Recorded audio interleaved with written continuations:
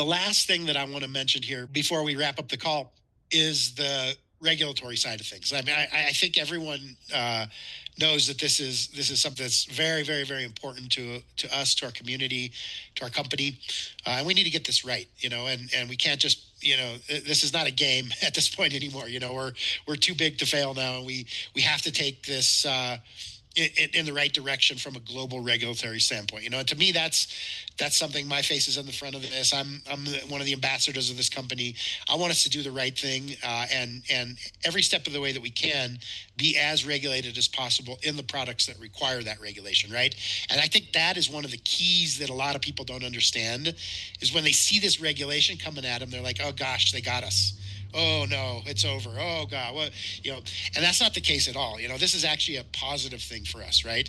Because it helps us to build the kind of company that we want that's going to last a long time, right?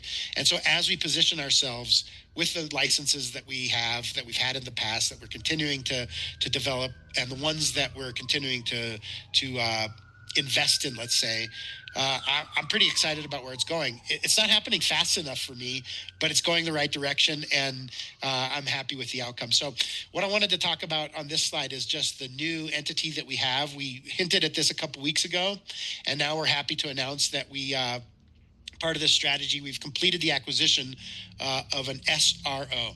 And so what does an SRO means? You guys can go out there and look at it on, ChatGPT or Google it or put it in the dictionary or something. But what it essentially means is it's a type of entity that's able to use internal regulations and internal compliance to fulfill the regulatory needs of the regulator.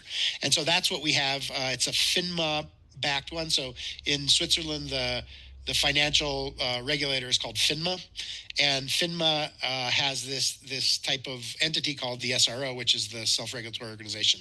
So we're excited to announce that this is going live. This has already been acquired. We're working on the integration, and this gives us a lot of regulatory protection because now we're able to funnel the parts of the business that require this type of regulation through the Swiss entity, and everything will be good. So I think, the question that I get is, well, what does this do for us, Bryan? It's great. It sounds nice.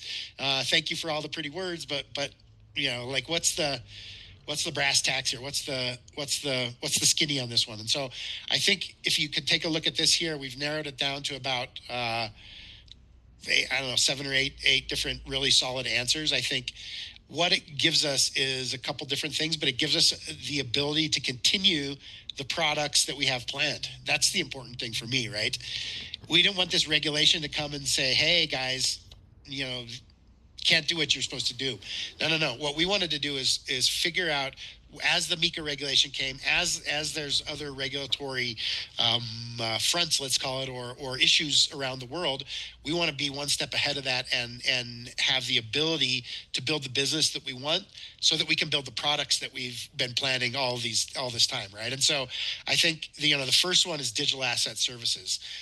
There's 2 ways to do digital asset services, and Andrew explained it perfectly well last week. Custodial, non-custodial.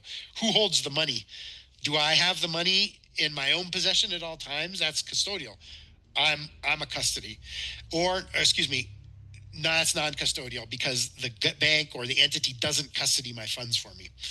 Custodial means you give the money to the bank or to an institution or to an organization or to centralized exchange, or there's all these different kinds of ways to do it. And then those people are responsible. They're the fiduciary on your funds, right? And so we want to be real careful that we're doing this the right way. So digital asset service is the first thing. Forex and cryptocurrency operations is the second one. This gives us the ability to navigate the European market specifically in the best way possible. And then there's a few other ancillary things out here that I want to mention, but those are the 2 most important ones. Those first 2 there. I think from there you can look at the rest of them sort of as ancillary sort of services that provide validity, let's call it, to what we're doing, right? AML compliance. So this is anti money laundering. None of us, and money laundering is not a good thing. Like we all hear about it, or we seen the movie Narcos, or these guys laundering all these suitcases full of money. But there's really a problem out there in the world if the terrorists have an easy way to get money to blow up things and to do bad things, right? None of us want that. Not one single person in AURUM wants any of that, right? But what I've noticed in my time in financial services and specifically in crypto is a lot of times they've used AML to get into things that aren't AML related, right? So they're like, ooh, this is an AML check. You get in and they're like, well, there's no AML, but there was this, and this that we saw, right? So we just want to make sure that we're on the right side of this from a moral philosophical standpoint, but also from an operational standpoint, right? Like no one wants to give the bad guys easy access to money. That's clear to everyone in this business, in this country, in this company, excuse me, not country. But that's what AML is all about, right? Is keeping track of millions of dollars aren't going into the wrong hands without someone being able to take a look at that, right? But then there's other things: OTC services, KYC, KYB procedures. So these are related to compliance. They're related to regulatory requirements. Is who is my customer? Can I prove who that customer is? ID that matches a face that has some sort of technology that's analyzing the face in real time with the name. These are pretty sophisticated things. We've all seen them in our banking apps and in our centralized exchanging apps. If you're using some of the bigger exchanges, they're going haywire with it right now. Can't even get into an OKX account without 47 times looking at your face and all this crap. So it's like, where's the balance between, is this good for the industry, is it bad for the industry, does it really protect, or does it just give a way into people's accounts and visibility and control? And so these are questions that go beyond AURUM, right? Beyond even just a country or a nation. I think it's a philosophical, almost human right. Like, can I have what I've earned, and can I keep it, and can no one take it away from me? And do I have the right to do that no matter who I am in the world? These are questions that go way beyond AURUM, and I think at AURUM we're trying to solve them, but it's a lot bigger than AURUM, And so I think this is what you're getting out of the SRO buy, though, is a lot of sort of like further steps down the road on each one of these. That's a big one, right?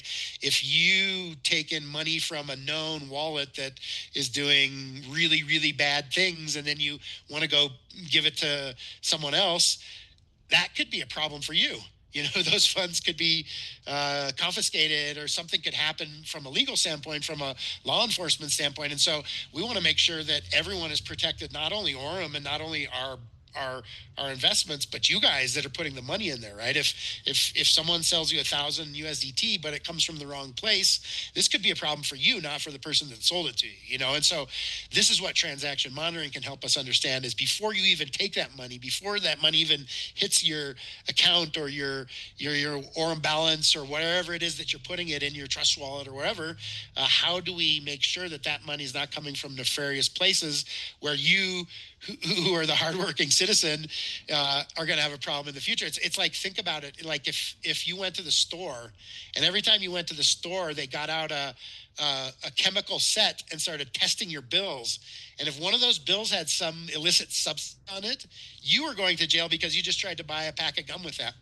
That's kind of, if you can get your mind around it, that's a little bit about what we're talking about here, right? Is like, how do we monitor transactions, make sure that there's no money laundering, make sure that we know where it's needed, and we're doing the right thing so that the bad guys don't win. That's in essence what we're trying to do, and the SRO is one of the first steps to get us further down that road. So yeah, I guess without further ado, I'm going to close it here. We're getting close to the hour here. So what are we focused on here? The acquisition comes at a very, very key time for us, because it allows us to still play ball in Europe with the MiCA regulatory area. So we have the non-custodial, decentralized side of it. We have the SRO side of it, and it's the best we can do.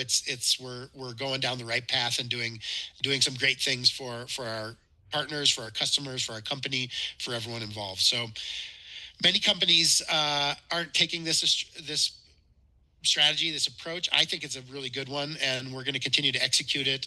It's part of our long-term strategy. It's not the only thing that we're doing, but it is an important part of where we're going. So it gives us the ability to expand regulatory into a deeper financial infrastructure, and it gives us the ability to continue to pioneer this AI finance thing that is not going away. That is really really pretty special.